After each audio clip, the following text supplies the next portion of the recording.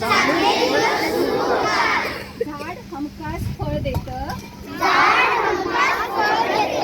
फूल देतं, पान देतं, पक्ष्यांना हिरवं रान देतं, श्वासासाठी ऑक्सिजन देतं, सगळ्याच गोष्टी देतं झाड. आईच्या मायेनं झाडच करतं आपले लाड. झाड आहे औषध, झाड आहे देव. पुढच्या पिढीच्या आरोग्यासाठी 10 झाडं लावून ठेव.